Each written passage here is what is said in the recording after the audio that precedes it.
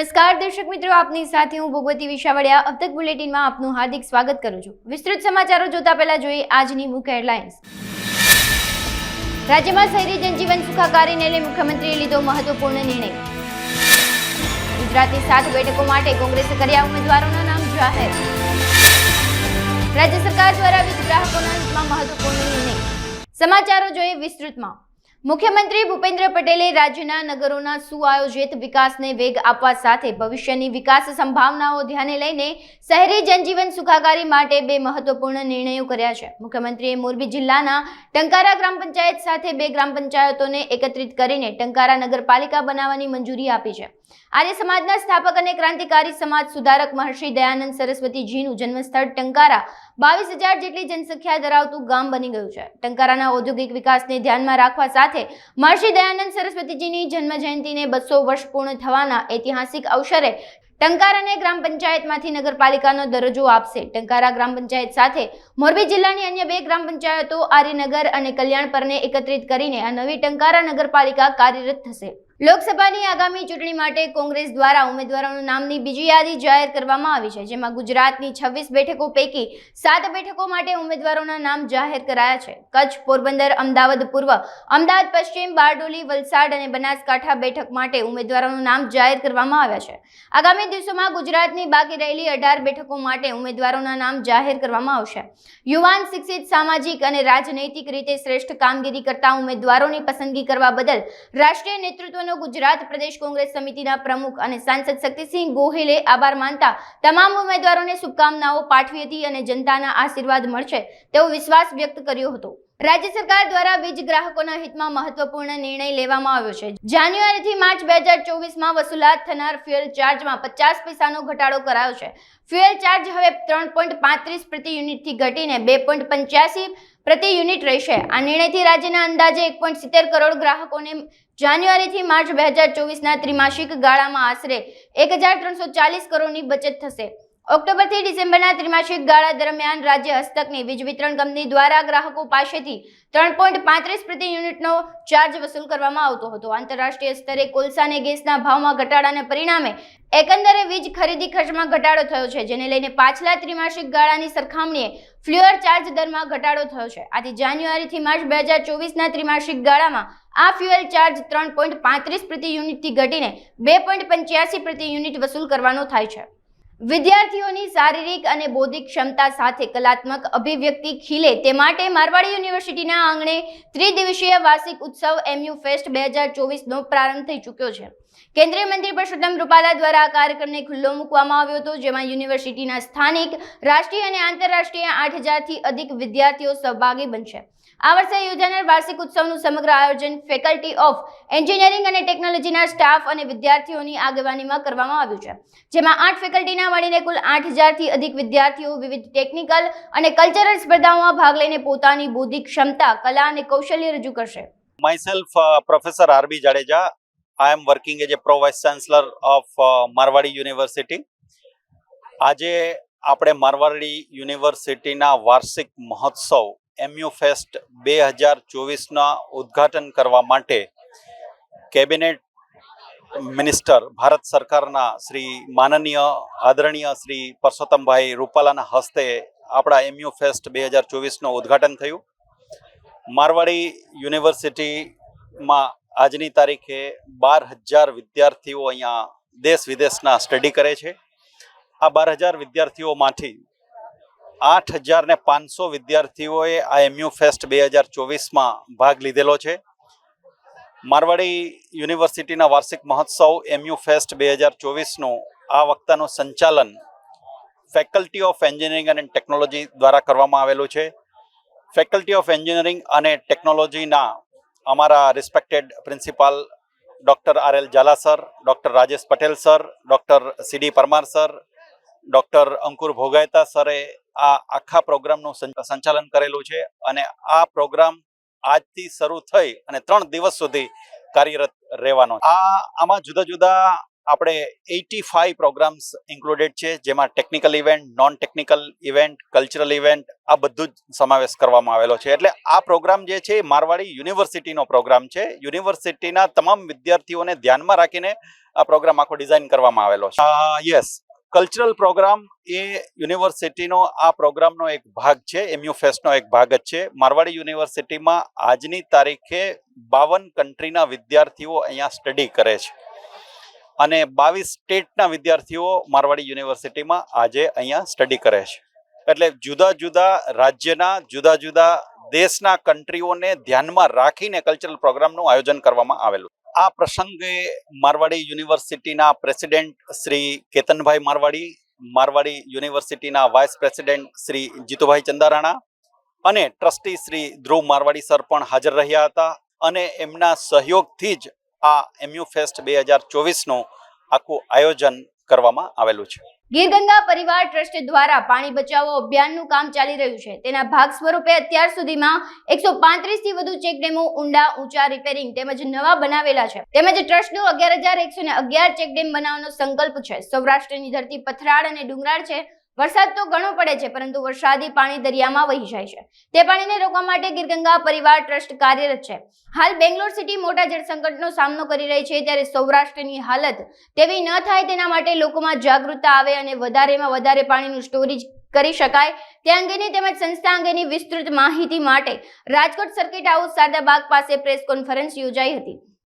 નમસ્કાર. આપને ઘણા સમયથી આપના દેશની અંદર છેલ્લા 2-5 દિવસથી આ કાયમી ન્યૂઝપેપરની એક સુર્ખિયા બની રહી છે કે આપના દેશની અંદર અમુક સિટીની અંદર જળ સંકટ આવી રહ્યું છે. પાણીના માટે લોકો પરેશાન થઈ રહ્યા છે. મિત્રો, સૌરાષ્ટ્ર ગુજરાતનો એક ભાગ છે. સૌરાષ્ટ્રની ધરતી પથરાળ અને ડુંગરાળ છે. વરસાદ તો અહીંયા ઘણો બધો પડે છે, પણ 80% પાણી દરિયાની અંદર ચાલ્યું જાય છે.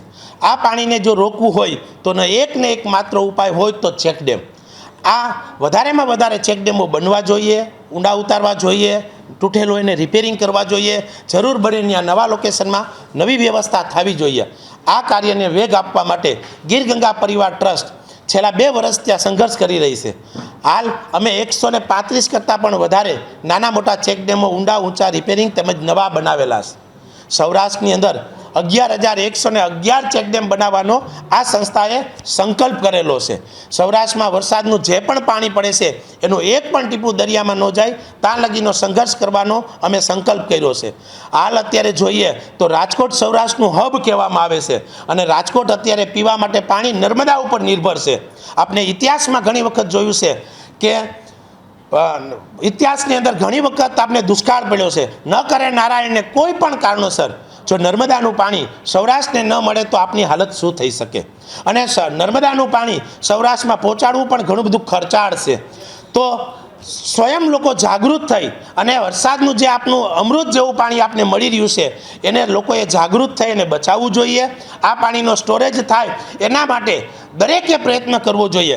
સંસ્થાના પ્રમુખ તરીકે હું લોકોને પણ અપીલ કરું છું, રાજકીય માણસોને, સરકારી સંસ્થાઓને, ગામના આગેવાનોને, ઉદ્યોગપતિઓને, દરેક લોકોને મારે દિલથી વિનંતી છે કે વધારેમાં વધારે ચેકડેમ બને.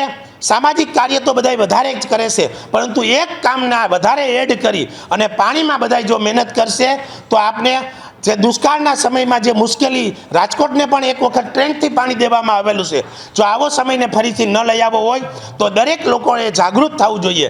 એક સમયે સૌરાષ્ટ્રની અંદર નદીઓ વહેતી હતી, 20-30 ફૂટે પાણી હતા. આજે એ પાણી બહુ ઊંડા વહી ગયા છે. 2,000-3,000 ફૂટે આ પાણી ડેફમાં ચાલ્યા ગયા છે. જો હજી આપણે પાણી નહીં બચાવીએ તો આ પાણી ભવિષ્યમાં ગોતવું પણ મુશ્કેલ પડશે અને એ પાણી વાપરવું અને હેલ્ધી પણ નથી. તો લોકોએ જાગૃત થઈ અને આ પાણી બચાવવું જોઈએ. અને ગીર ગંગા પરિવાર ટ્રસ્ટે ગુજરાતની અંદર, ખાસ સૌરાષ્ટ્રની અંદર, રાજકોટની અંદર 3,000 ચેકડેમનું તો સર્વે કરીને રાખ્યું છે કે જે 50,000થી માંડી અને 50 લાખમાં તૈયાર થાય. હું લોકોને અપીલ કરું છું, જેને પણ પોતાના સારા નરસા પ્રસંગની અંદર આપણા વડીલોની યાદમાં, છોકરાઓની જન્મ તિથિમાં, છોકરાઓના નામના, આપણા કંપનીઓના નામના જે પણ લોકોને તળાવ ચેકડેમો બનાવવા હોય તો અમારી સંસ્થા એને ચોક્કસ મદદરૂપ થશે. અને જે પણ પાણી રોકાય એવું દરેક લોકો આ કાર્યમાં મદદરૂપ થાય એવી અપીલ પણ કરું છું.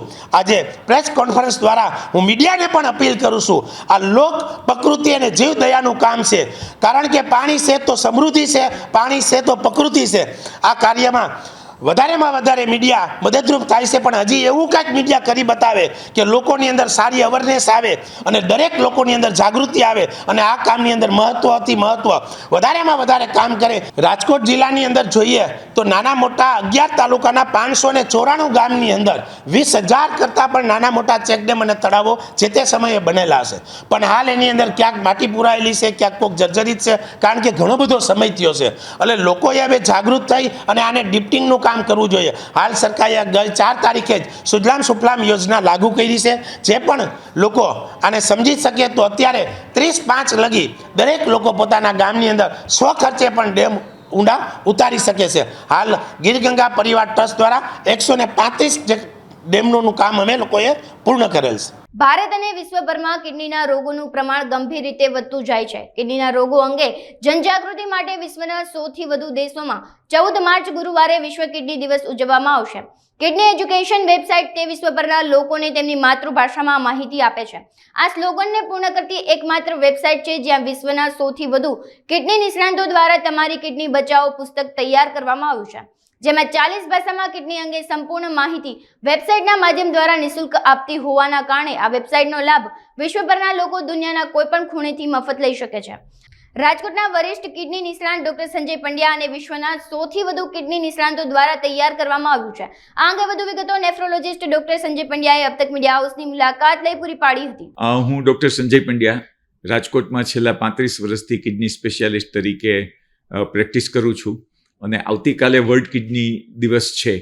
વિશ્વમાં વધતા જતા કિડનીના રોગોને અંગે જનજાગૃતિ વિશ્વભરમાં ફેલાય એ માટે વિશ્વભરમાં વિશ્વ કિડની દિવસ છે તેનું આયોજન કરવામાં આવશે અને આ આયોજનનો હેતુ લોકો કિડની વિશે જાણે અને કિડનીના રોગોથી બચવા માટેની કાળજી લઈ અને પોતાની કિડની બચાવે તે છે. હવે એવું છે કે દરેક વ્યક્તિને એમ થાય કે મારે કિડની વિશે જાણવું છે તો ક્યાંથી જાણવું? તો આપણી વેબસાઇટ છે www.kidneyeducation.com. આ kidneyeducation.com વેબસાઇટમાં 200 પાનાનું પુસ્તક તમારી કિડની બચાવો, સેવ યોર કિડની 40 ભાષામાં વિનામૂલ્યે મળે છે. એટલે કોઈ પણ વ્યક્તિને જો કિડની વિશે વિગતવાર માહિતી મેળવવી હોય અને કિડનીના રોગોથી બચવા વિશે અને કિડનીના રોગો થાય તો શું કાળજી રાખવી તે વિશે જાણકારી મેળવવી હોય તો આ kidneyeducation.com વેબસાઇટ વિશ્વભરના લોકોને સરસ મજાની માહિતી આપતી એકમાત્ર વેબસાઇટ છે અને 40 ભાષામાં આ પુસ્તક ઉપલબ્ધ કરવાનો જશ મારી વિશ્વના 100થી વધુ નેફ્રોલોજિસ્ટની ટીમને જાય છે કે જેમણે ઉદારતાથી 200 પાનાનું પુસ્તક બનાવી અને વેબસાઇટમાં વિનામૂલ્યે લોકોને વાંચવા માટે અર્પણ કરેલું છે.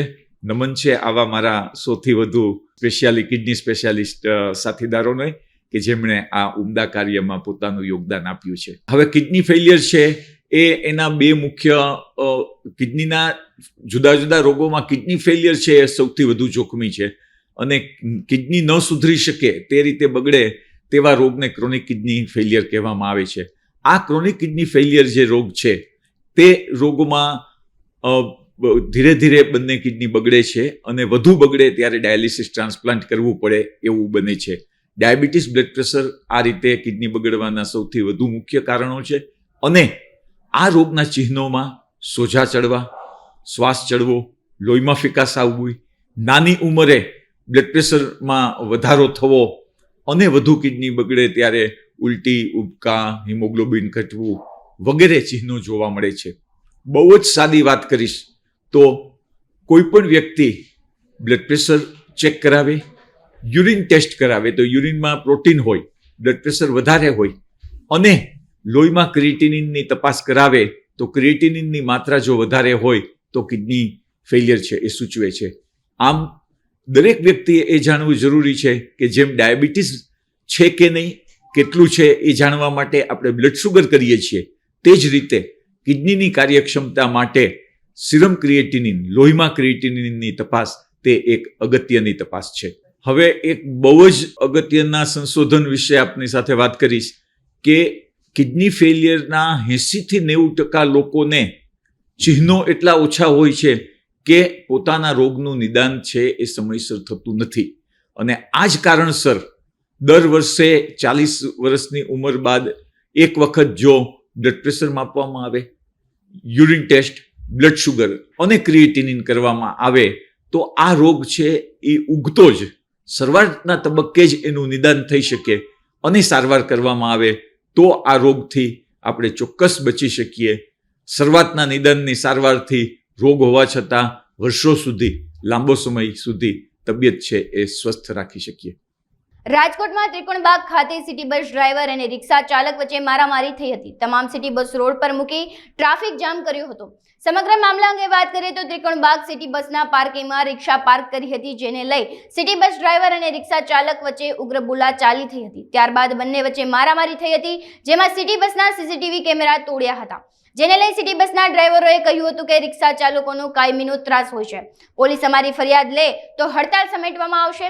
સિટી બસ ચાલકોની હડતાલને કારણે લોકોને ભારે હાલાકી ભોગવવી પડી હતી. હીરજીભાઈ મોહનભાઈ મકવાણા આ ડ્રાઈવરને માર્યો એ હિસાબે હડતાલ કરી છે. 100 ઉપર બસો બધી ટ્રાફિક જામ કરીને પડી છે. ટ્રાફિક પોલીસ ધ્યાન દેતી જ નથી રિક્ષાવાળા ઉપર.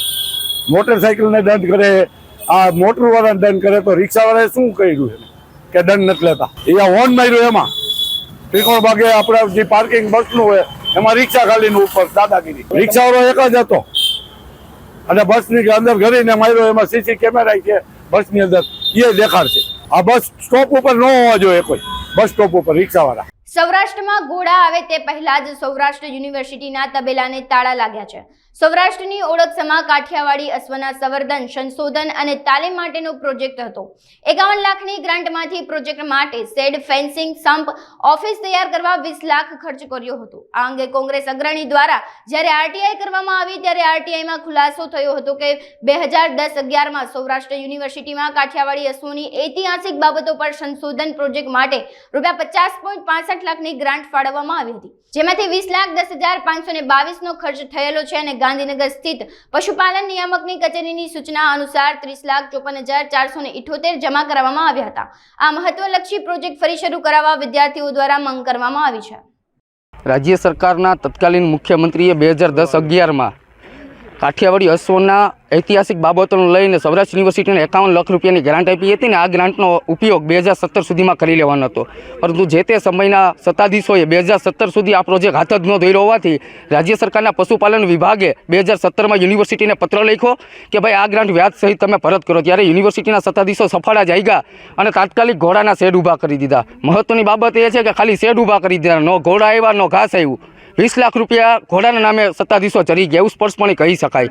સૌરાષ્ટ્ર યુનિવર્સિટીના વિદ્યાર્થીઓ અને સૌરાષ્ટ્રના લોકો જે સૌરાષ્ટ્રની આન બાન શાન ગણાય એવા કાઠિયાવાડી અશ્વ બાબતે લોકોમાં જાગૃતિ આવે, વિદ્યાર્થીઓ આ પ્રોજેક્ટની અંતર્ગત diploma in horse riding course કરી શકે અને કાઠિયાવાડી અશ્વ છે એ આપણો ઐતિહાસિક વારસો છે. ત્યારે આ લુપ્ત થતી પ્રજાતિ બાબતે સંશોધન અને સંવર્ધન કરવું ખૂબ જ જરૂરી છે. ત્યારે રાજ્ય સરકારે જે ગ્રાન્ટ આપી હતી એ ગ્રાન્ટનો માત્ર 20 લાખ રૂપિયાનો ઉપયોગ કર્યો અને 20 લાખમાં તમે જોઈ લો કે અત્યારે વેરાન હાલતમાં જે અધરતાલ પ્રોજેક્ટ પડ્યો છે અને 30 લાખ રૂપિયા 2020માં સત્તાધીશોએ પરત જમા કરાવ્યા. વ્યાજ હજુ રાજ્ય સરકારને બાકી છે.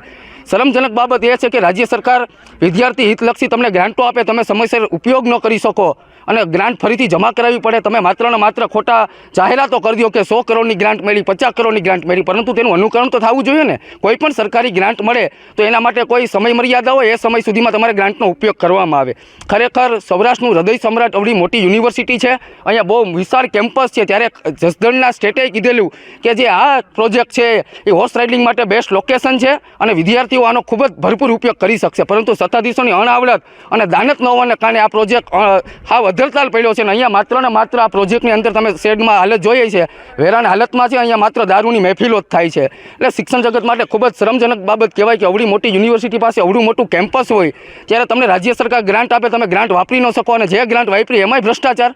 આ બાબતે અમે કુલપતિને આવનારા દિવસોમાં રજૂઆત કરવાના છે કે આમાં તપાસ કમિટીનું ગઠન થાય. આમાં ખૂબ મોટો ભ્રષ્ટાચાર થયો છે અને આ પ્રોજેક્ટ ફરીથી તાત્કાલિક શરૂ કરવામાં આવે અને સૌરાષ્ટ્રના વિદ્યાર્થીઓને વધુમાં વધુ આ કોર્સને અંતર્ગત લાભ મળે એ માટે અમે માંગ કરવાના. તમે અહીંયા જે અત્યારે પ્રોજેક્ટના અંતર્ગત રૂબરૂ જોઈએ તો શેડની અંદર બાવળિયા ઉગી ગયા અને ફરતી કોર વેરાન હાલતમાં છે. આ 20 લાખના પ્રોજેક્ટમાં માંડ 5 લાખનો ખર્ચો થયો હોય તો એટલે ઘોડાના નામે સત્તાધીશો ચડી ગયા હોય એવું અમને સ્પષ્ટપણે લાગે છે. સુરતમાં કેનેડા અને યુકેના વિઝા વર્ક પરમિટના નામે 36 લાખથી વધુ વધુની ઠગાઈ કરનાર ઝડપાયો છે.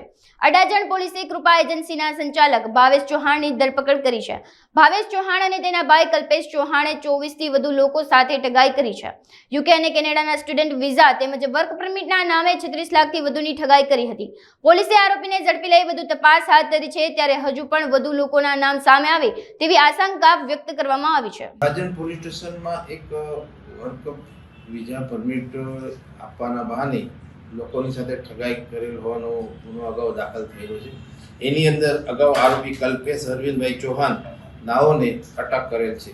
આ કામના ફરિયાદી સાથે એ લોકોએ 6 લાખ રૂપિયા જેટલા માતબર રકમ લઈ અને એમને વર્ક પરમિટ આપવાની બાંહેધરી આપેલ અને વર્ક પરમિટ આપેલને કેનેડા જવાનું હતું એમને, એટલે આ અંગેનો ગુનો દાખલ થયેલ છે. અને બીજા સાહેદો સાથે પણ આ લોકોએ આ રીતના ચીટિંગ કરેલી છે, જેમાં કુલ 38 લાખ રૂપિયા જેટલાનું આ લોકોએ છેતરપિંડી વિશ્વાસઘાત કરેલ હોવાની ફરિયાદ દાખલ થયેલી હતી. જેની અંદર એક બીજો આરોપી ભાવેશ અરવિંદભાઈ ચૌહાણ નાઓને અટક કરવામાં આવેલ છે અને એમના રિમાન્ડ પણ લેવામાં આવે છે. હાલમાં એની તપાસ ચાલુ છે. આ આરોપી અગાઉ બરોડા સિટીમાં પણ પકડાયેલા હોવાની હકીકત જાણવા મળે છે.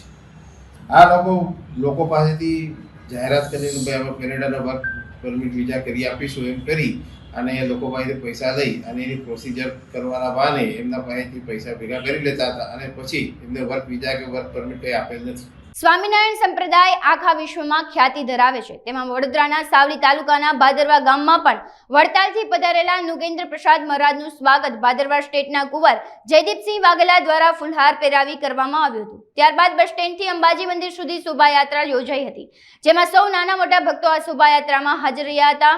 સ્વામિનારાયણ મંદિરે જઈ યથાવત રીતે ભગવાન સ્વામિનારાયણના ભાદરવા ગામમાં 20મા પાટોત્સવની શરૂઆત કરાઈ હતી. આ દરમિયાન ભગવાનને વિશેષ આયોજનમાં આયોજકો દ્વારા અલગ અલગ જાતના વ્યંજનોનો થાળ પણ ભગવાનને ધરવામાં આવ્યો હતો. નૃગેન્દ્ર પ્રસાદ મહારાજ દ્વારા ભગવાન સ્વામિનારાયણની આરતી કરી પાટોત્સવની શરૂઆત કરાઈ હતી, જેમાં સૌ ભક્તોએ પધારેલ મહારાજની મધુર વાણીનો બોધપાઠ લીધો હતો. સહજાનંદ સ્વામી મહારાજની જય. ભગવાન સ્વામિનારાયણે આ ધરા ઉપર મનુષ્યત્વનું ધારણ કરી અનંત જીવાત્માના કલ્યાણની અર્થે જે ષડંગી સંપ્રદાયની સ્થાપના કરી એની અંદર મંદિર એક મહત્વનું અંગ છે. અને એ પ્રમાણે વડતાલ સ્વામિનારાયણ સંપ્રદાયના કેન્દ્રમાં જ્યારે લક્ષ્મીનારાયણ દેવ ગાદી અંતર્ગત અહીંયા ભાદરવાનું મંદિર એ આજથી આમ તો જૂનું મંદિર, સત્સંગ જૂનો છે, ભગવાન સ્વામિનારાયણ છતાંનો સત્સંગ છે, પણ જે મંદિર જીર્ણોદ્ધાર કરીને નવીનીકરણ કર્યું એને આજે 19 વર્ષ પૂરા થઈને 20મા વર્ષની અંદર એ પ્રવેશ કરવા જઈ રહ્યું છે. ત્યારે આજે 20મો પાટોત્સવ એ અહીંયા સ્થાનિક ભક્તો અને આજુબાજુના વિસ્તારના ભક્તો દ્વારા ધામધૂમથી ઉજવાઈ રહ્યો છે. વડતાલવાસી શ્રી લક્ષ્મીનારાયણ દેવ ગાદી પીઠાધીશ્વર પરમ પૂજ્ય સનાતન ધર્મ ધુરંધર એકધારા આચાર્ય શ્રી અજીત પ્રસાદજી મહારાજશ્રીના આશીર્વાદ સર આજે અમે અહીંયા ધર્મકુળ અહીંયા પધાર્યું છે અને અમારી અહીંયા સાનિધ્યની અંદર આ સુંદર આયોજન ભક્તોએ પૂજા અને અનુભવ વગેરે ધરાવીને આજે આ ઉત્સવને ધામધૂમથી ઉજવ્યો છે. સાથે અહીંયા સત્સંગ સભાનું પણ આયોજન કરવામાં આવેલું છે અને એના સ્થાનિક ભક્તો આગેવાન ભક્તો બધા ભેગા થઈ અને હર્ષોલ્લાસથી આ ઉત્સવ મનાવી રહ્યા છે. વડોદરા એ સંસ્કારી નગરી છે અને એનું આ શાખાનગર એવું ભાદરવા એની અંદર આજે આ દિવ્ય ઉત્સવ સત્સંગ સમાજ માટે ખૂબ આનંદદાયી છે. બધાને ભગવાન ખૂબ બધી શક્તિ આપે એની પ્રેરણા કરીને ભગવાનના ચરણારીની પ્રાર્થના છે. બધાને આઝાદીના 70 વર્ષ બાદ અબડાસા તાલુકામાં પ્રથમ કોલેજ બનાવવા મુખ્યમંત્રીએ મંજૂરી આપી છે. અબડાસામાં શૈક્ષણિક વિભાગ ક્ષેત્રે ખામી જોવા મળી છે, જેને લઈ અબડાસાના લોકો શહેર તરફ આવ્યા છે. આ સ્થળાંતરને રોકવા માટે ભૂતપૂર્વ વિદ્યાર્થીઓએ કમિટી બનાવી અબડાસા ધારાસભ્યને આવેદનપત્ર આપ્યું હતું. ધારાસભ્ય અને કમિટીના સભ્યોએ રાજ્ય શિક્ષણ મંત્રી અને મુખ્યમંત્રીને રજૂઆત કરવામાં આવી હતી, જેને લઈ મુખ્યમંત્રી દ્વારા કોલેજ બનાવવા મંજૂરી આપવામાં આવી છે. કોલેજ બનતા વિદ્યાર્થીઓને હવે ઉચ્ચ શિક્ષણ માટે બહાર શહેરોમાં જવાની જરૂર નહીં પડે. આ વિસ્તારનું શિક્ષણ ધોરણ પણ ઊંચું આવશે. અબડાસા વિસ્તારની પ્રથમ કોલેજ મંજૂર થતાની સાથે જ ખુશીમાં ધારાસભ્ય PM જાડેજાનું ભુજ સર્કિટ હાઉસ ખાતે નલિયાના ભૂતપૂર્વ વિદ્યાર્થીઓ દ્વારા સન્માન કરવામાં આવ્યું હતું. અત્યારે આપણે વાત રહી કોલેજની, તો અબડાસા વિસ્તાર એટલે ગુજરાતની એસેમ્બલી નંબર 1 કહેવાય સીટ, પરંતુ ઘણા ટાઈમથી નિષ્ક્રિય કયો, આરસ કયો કે જે પણ કયો, એના કારણે કોલેજ નલિયાને મળી નહોતી. એના કારણે ખૂબ જ થણાતર ખૂબ જ થઈ રહ્યું હતું. તો અત્યારે કુદરતી ભારતીય જનતા પાર્ટીની સરકાર આવી અને તાલુકા પંચાયત પણ ભાજપની, જિલ્લા પંચાયત અને ધારાસભ્ય, સંસદ સભ્ય, ગુજરાત સરકાર, કેન્દ્ર સરકાર એ બધામાં ખૂબ જ આગેવાનો તમામ જ્ઞાતિના અબડાસા વિસ્તાર અને ખાસ ભારે વસતા ભાઈઓ જે બોમ્બે હોય, ભુજ હોય, એમની બધાની ખૂબ ચિંતા હતી. અમારા હરિભાઈ ભાનુશાલી છે, મુકેશભાઈ છે, ભટ્ટભાઈ છે, પૂરો જેપી ગોર, ટીડીઓશ્રી હતા, બહેનોશ્રી, બધાનું ખૂબ જ એમની બધાની રજૂઆત હતી ગામોની, અને દીકરા દીકરી એમ કહેતા હતા ભેગા થઈને બસો કે હવે નહીં થાય તો અમને થણાતર કરવું પડશે. તો આ ભારતીય જનતા પાર્ટીની સરકાર અને ભૂપેન્દ્રભાઈ મુખ્યમંત્રીશ્રીને આખી ટીમ આ બધી નવેસર બધા ભેગા થઈ અગ્રણીને મળવા આવ્યા હતા અને કીધી ઋષિકેશભાઈ આપણા અને મુખ્યમંત્રી અને આપણા કનુભાઈ દેસાઈ અને બધાએ નોંધ લીધી અને આ બજેટમાં કોલેજ લઈ લીધી. એના સિવાય જે તે વખતે અમિત શાહ સાહેબ આવ્યા હતા, મુખ્યમંત્રી આવ્યા હતા, ઋષિકેશભાઈ આવ્યા હતા, ત્યારે પણ બધાએ રજૂઆત કરેલી એટલે આપણે કોલેજ મળી ગઈ. એના સિવાય જે અબડાસા વિસ્તારની બહુ ખૂટતી કરી છે અને એકદમ બોર્ડર માથે છે પાકિસ્તાનની બોર્ડર ઉપર, તો હજી ઘણા બધા નર્મદાનું પાણી 2304 કરોડ ફાળવી દીધા છે, એનું પણ ટૂંકા ટાઈમમાં કામ શરૂ થશે. બીજા જે વિકાસના આરોગ્યની હજી મોટા મોટી ડિમાન્ડ છે અને અમારા પાસે આરોગ્યની ખૂબ જ ખામી છે, તો એના માટે પણ અમારા પ્રયત્ન છે અને સ્થાનિક લોકોને પણ બધાનો સહયોગ મળી રહ્યો છે. એટલે આગળ જતા આ બધા જે માગણી છે અને જે અપેક્ષાઓ છે અને ખાસ જરૂર પણ છે, તો એ વહેલી તકે થાય એના માટે અમે પૂરેપૂરા પ્રયત્ન કરશું. હોસ્પિટલની માંગણી બિલકુલ એકદમ વ્યાજબી છે. એનું કારણ છે કે અબડાસાથી ભુજ આવતા આપણે 100 કિલોમીટર ઉપર થાય, તો અત્યારે હાર્ટ એટેકનું પ્રમાણ બહુ, કેન્સર છે, ટીબી છે, ડાયાબિટીસ છે, અનેક રોગો, તો મામૂલી કાંઈ થાય ને તાત્કાલિક એમ્બ્યુલન્સ આવે એટલી વારમાં એ 20-25 કિલોમીટર કાપે, માંડવી જાય કે નખત્રાણા આવે કે ખાસ તો ભુજે જવું પડે, ત્યાં સુધી કેસ પૂરો થઈ જતો હોય. એટલે ખૂબ જ પરિસ્થિતિ ખરાબ છે. એના માટે આ કાલે જ અમારી વાત થઈ અને સાહેબે કીધું છે કે કચ્છની મિની હોસ્પિટલ તમને નખત્રાણા આપશું, એમ મને ખાતરી આપી છે કાલે જ ઋષિકેશ પટેલ સાહેબે. તો એ વહેલી તકે એના માટે દાતાઓનો બધા સહયોગ રહેશે અને અમારા પણ પ્રયત્ન છે. અબડાસા તાલુકામાં આઝાદી પછી પ્રથમ વખત માનનીય મુખ્યમંત્રીશ્રીએ સૈદ્ધાંતિક મંજૂરી કોલેજને આપી છે, જે અબડાસાવાસીઓ માટે ખૂબ ખુશીનો અને ઉમંગનો પ્રસંગ છે. અબડાસા એક એવો વિસ્તાર છે કે જ્યાં એજ્યુકેશનની ઘણી બધી કમીઓ છે. એના કારણે છેલ્લા કેટલાક વર્ષોથી ખૂબ માઇગ્રેશન થયું છે અને અબડાસાના લોકો શહેર તરફ આવ્યા છે, કારણ કે એજ્યુકેશનની કમીના કારણે સતત એક પ્રવાહ ભુજ, માંડવી, નખત્રાણા તરફ હતો. અને એમ કહીશ કે તો જરાય ખોટું નથી કે અબડાસામાં ઉજળિયાત વર્ગ અને જે લોકો પહોંચી શકે છે, જે છોકરાઓને ભણાવવા માટેની પ્રબળ ઈચ્છાવાળો એક વર્ગ છે, એ ત્યાંથી સ્થળાંતર કરી અને મોટા શહેરોમાં હાલ્યો ગયો છે. આ સ્થળાંતરને રોકવા માટે ભૂતપૂર્વ વિદ્યાર્થીઓની એક સમિતિ, જે ગયા વર્ષે એક રિયુનિયનમાં બધા ભેગા થયા હતા અને એક રિયુનિયનમાં વાત થઈ કે આપણે કોલેજની જરૂરિયાત છે અને આપણે રજૂઆત કરીએ. અમે અબડાસાના ધારાસભ્ય માનનીય શ્રી પ્રદ્યુમનસિંહ જાડેજા સાહેબ પાસે વાત કરી, આવેદનપત્ર આપ્યું, શિક્ષણ મંત્રીને, મુખ્યપ્રધાનશ્રીને, પ્રભારી મંત્રીને આવેદનપત્ર આપી અને એમને રજૂઆત કરી. તુરંત જ એનો પડઘો પડ્યો અને પ્રદ્યુમનસિંહ જાડેજા અમારી સાથે ગાંધીનગર ચાલ્યા. અમે રૂબરૂ પણ બધા મંત્રીશ્રીઓ, શિક્ષણના મંત્રીશ્રી અને મુખ્યમંત્રીશ્રી પાસે રજૂઆત કરી અને ટૂંક સમયમાં કોલેજની સૈદ્ધાંતિક મંજૂરી મળી ગઈ અને જાહેરાત થઈ.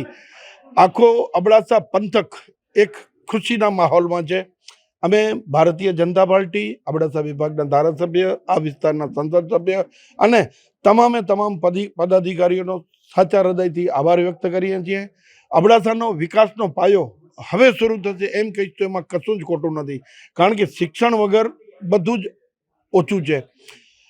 માંડ 2 થી 5% લોકો ઉચ્ચ અભ્યાસ માટે આગળ જઈ શકતા હતા, જ્યારે હવે સ્થાનિક કોલેજ શરૂ થશે તો 100% વિદ્યાર્થીઓ અભ્યાસ કરશે અને કોઈ પણ ગામનો, કોઈ પણ જિલ્લાનો, કોઈ પણ રાજ્યનો, કોઈ પણ દેશનો નાગરિક જો ભણેલો હોય તો જ વિકાસ આ બાબતમાં શક્ય થાય. એમ કહીશ તો અબડાસા અત્યારે જ વિકાસના પંથ ઉપર આગળ છે.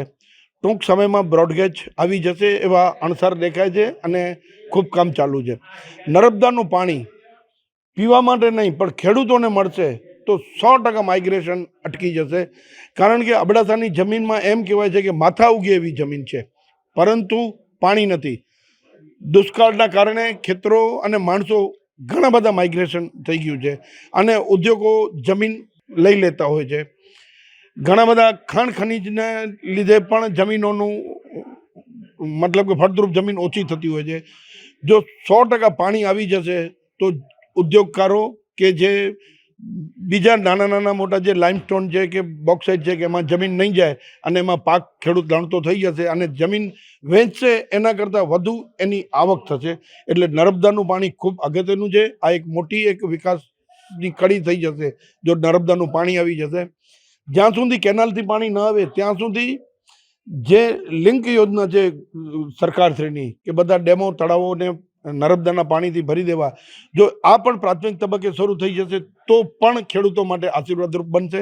એટલે સૌથી પહેલાં તો પાણીની ખૂબ અગત્યતા છે. એટલે જો પાણી હશે તો જનજીવન છે. એટલે હું સરકારશ્રી પાસે વિનંતી કરીશ કે નર્મદાનું પાણી ખેતી માટે મળે. નમસ્કાર, હું મણીબેન મંગે, અબડાસા નલિયા તાલુકાની. આજે અમારા અબડાસા તાલુકાને વર્ષો પછી એટલે આઝાદીના 70 વર્ષ પછી પ્રથમ વખત મુખ્યમંત્રી શ્રી કાર્યાલયમાંથી અને ભાજપ કાર્યાલયમાંથી જાહેરાત થઈ છે કે અબડાસાને કોલેજ મળશે. એટલે અમારા બધાને એનો ખૂબ જ આનંદ છે. ગયા વર્ષે અમારી VL હાઈસ્કૂલની જે સ્નેહ મિલન હતું એમાં અમે કોલેજની માંગણી કરી હતી અને અમારી 1 વર્ષની અંદર અમારી માંગણી સંતોષાઈ ગઈ. જે અમારા બધાના પ્રયત્નો તો સફળ થયા, સાથે અમારા ધારાસભ્ય શ્રી પ્રદ્યુમનભાઈના પણ બહુ જ મહેનત કરી અને અમને 1 વર્ષમાં જે કોલેજ મળી એનો અમને ખૂબ જ આનંદ છે. અબડાસા અમારો વિકાસના પંથે જાય છે. અત્યાર સુધી અમારા શિક્ષણના અભાવે અને આરોગ્યના અભાવે અમારું અબડાસામાંથી ઘણું બધું સ્થળાંતર થયું છે અને થઈ રહ્યું હતું. એનું અમને દુઃખ હતું અને આજે જ્યારે અમને કોલેજ મળી છે ત્યારે અમને એવું લાગે છે કે હવે અમારા જે સ્થળાંતર કરી ગયેલા લોકો પણ પાછા આવશે અને હવે સ્થળાંતર અટકશે, કારણ કે ઘર બેઠે અમને એજ્યુકેશન મળે છે. વધારામાં આજે અમે ધારાસભ્ય સાહેબશ્રીને એ પણ રજૂઆત કરી કે જેટલું અમારું શિક્ષણનું મહત્ત્વનું છે એટલું અમારું આરોગ્યનું મહત્ત્વ છે. હમણાં હાર્ટ એટેકના અને બધા ઘણા મગજના અને પ્રશ્નો વધતા જાય છે, સ્ટ્રોકના વધતા જાય છે, ત્યારે અમારે 100 કિલોમીટર ભુજ લાંબુ થવું પડે છે અને ઘણી વખત એવું થાય કે એ વ્યક્તિને એના કારણે ઘણો લોસ જાય છે. તો અમને ધારાસભ્ય સાહેબે આજે એ પણ અમને સાંભળ્યું છે અને અમારા ધારાસાહેબ તો ધરતીના છોરું છે ને અમારા માટે પ્રયત્ન કરે છે. અમને આશા છે કે અમારું અબડાસાની હવે જે માંગણીઓ હતી 70 વર્ષથી હવે સંતોષાવા માંડી છે, સંતોષાય છે. અત્યારે અબડાસા જેમ વિધાનસભામાં પ્રથમ છે એમ હવે વિકાસમાં પણ પ્રથમ થતો રહેશે. ધન્યવાદ. માંડવી તાલુકાના ફરાદી ગામે યોજાઈ ગયેલ શિવપુરાણ કથા વિરામ બાદ કચ્છમાંથી વિદાય લેતા શિવકથાના ખૂબ જાણીતા કથાકાર પૂજ્ય ગિરિબાપુએ કચ્છની ધરાને વંદન કરતા જણાવ્યું હતું કે કચ્છની ધરતીમાં કરંટ છે અને લોકો ભક્તિ અને શ્રદ્ધાથી તરબોળ છે. તેમને ફરાદી ગામે સ્વર્ગસ્થ મણિશંકર વીરજી પેથાણી પરિવાર આયોજિત શ્રી શિવપુરાણ કથાને અદ્ભુત, અલૌકિક અને અવિસ્મરણીય ગણાવી હતી. આ શિવકથા ઇતિહાસમાં હંમેશા યાદ રહેશે.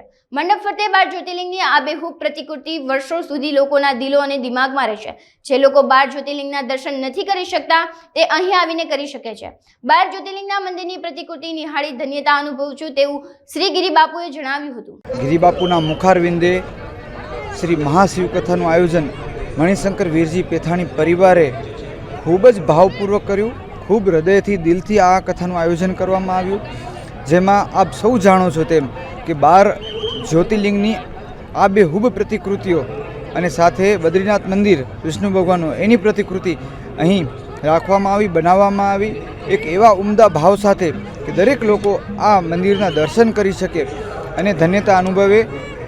આ લોક કલ્યાણના કાર્યનું જે ભગીરથ કાર્ય આ પરિવારના સભ્યો અને અનિલકુમાર અમારા પરમ મિત્રશ્રીએ કર્યું છે, ત્યારે આજે અમે તો ધન્યતા અનુભવીએ છીએ, પણ ગુજરાતભરમાંથી ખૂબ મોટી સંખ્યામાં ઉમટેલા લોકો ખૂબ આશીર્વાદ આપતા જાય છે. આપ આજે દરેક પ્રતિકૃતિ આપ જોઈ શકો છો. આ મંદિરોની જે આબેહૂબ પ્રતિકૃતિ દ્વાદશ જ્યોતિર્લિંગની જે બની છે એમાં બધા જ મંદિરમાં કેટલા શ્રદ્ધાપૂર્વક લોકો દર્શન કરે છે, કારણ કે આપણા સનાતન ધર્મ મુજબ આપણા 12 જ્યોતિર્લિંગની યાત્રા ખૂબ જ મહત્ત્વ ધરાવે છે. દરેક લોકોને આ યાત્રા પૂર્ણ કરવી, 12 જ્યોતિર્લિંગે દર્શન કરવા શક્ય નથી બનતું, ત્યારે ખૂબ સારા હેતુથી, ખૂબ સારા ભાવ સાથે ભાઈ શ્રી અનિલભાઈએ આટલું સરસ મજાનું સેવાનું અને ધર્મનું જે કાર્ય કર્યું છે, લોકોના હૃદયમાંથી એમના માટે આશીર્વાદ નીકળે છે. એ આપ પણ જાણો છો અને આપ જોઈ પણ શકો છો.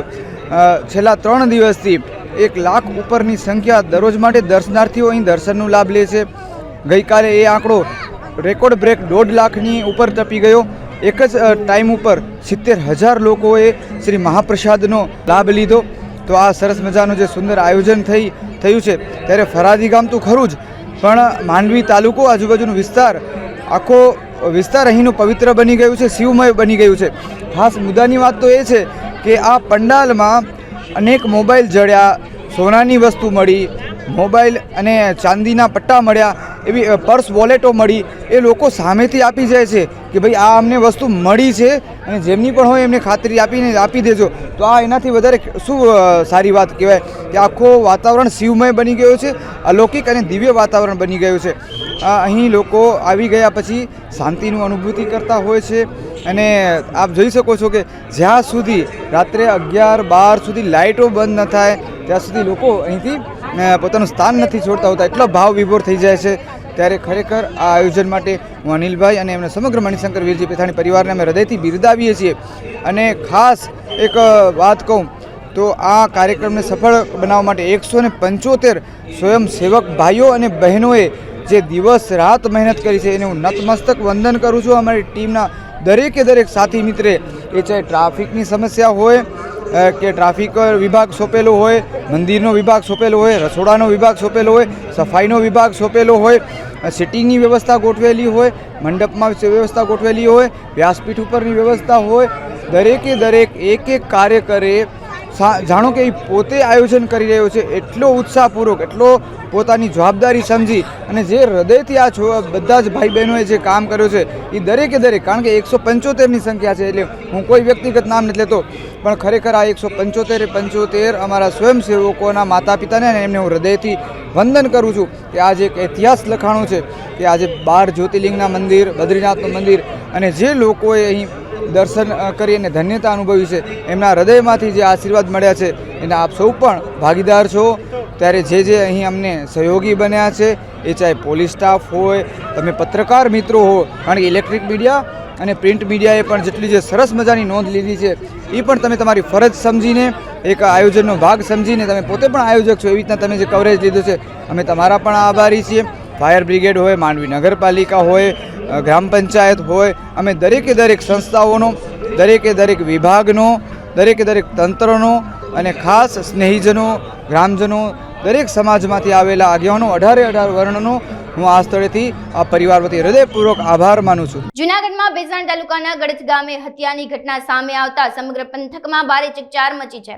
સમગ્ર ઘટના અંગે વાત કરીએ તો પૂર્વ સરપંચ વિનુભાઈ ડોબરિયા ગત રાત્રિના સમયે અજાણ્યા ઇસમો દ્વારા પીરબાબાની દરગાહ પાસે તીક્ષ્ણ હથિયારના ઘા ઝીકી હત્યા કરી હતી. ઘટનાને લઈ ભેસાણ પોલીસ અને જૂનાગઢ ડીવાયએસપી ધાંધલિયા ઘટના સ્થળે પહોંચ્યા હતા. પોલીસે વિનુભાઈ ડોબરિયાનો મૃતદેહને પોસ્ટમોર્ટમ અર્થે ખસેડી અજાણ્યા શખ્સો વિરુદ્ધ ફરિયાદ નોંધી આગળની કાર્યવાહી હાથ ધરી છે. ગત રાત્રે ભેસાણ તાલુકાના ગળદ ગામ ખાતે 60 વર્ષીય વિનુભાઈ કેશુભાઈ ડોબરિયાનું બેરહેમીથી મર્ડર કરવામાં આવ્યું હતું, જેની ભેસાણ પોલીસ સ્ટેશનને જાણ થતાં ભેસાણ પોલીસ સ્ટેશનના પીએસઆઈ, ડીવાયએસપી, એસપી સાહેબ પોલીસ ફાફલા સાથે ગળદ ગામ પહોંચ્યા હતા અને અજાણ્યા વ્યક્તિ સામે મર્ડરનો ગુનો દાખલ કરીને અને તપાસ હાથ ધરી હતી. ઉલ્લેખનીય છે, વિનુભાઈ કેશુભાઈ ડોબરિયા ગળદ ગામની અંદર એક ટપમાં સરપંચ રહી ચૂક્યા હોય અને તેના પિતા પણ 2 ટપમાં સરપંચ રહી ચૂક્યા હોય. સામાજિક કાર્યકર્તા રીતે તેમની સારી કામગીરી હોય અને લોકોમાં પણ ચાહના હોય. તેના અનુસંધાને ગત રાત્રિના જ્યારે તેમનું મર્ડર થયું ત્યારે ગામજનોમાં પણ ફાફલો જોવા મળ્યો હતો. આ આરોપીની તપાસ કરીને ખૂનનો ગુનો આગળ કલમ ઉમેરીને જેની તપાસ ભેસાણના પીએસઆઈ ચલાવી રહ્યા છે. કેમેરામેન ધ્રુવ સાથે હું મેલવાણી તરુણ, અબ તક ભેસાણ. હાલ સમાચારોમાં બસ આટલું જ. વધુ સમાચારો જોવા માટે તમે જોતા રહો અબ તક. નમસ્કાર.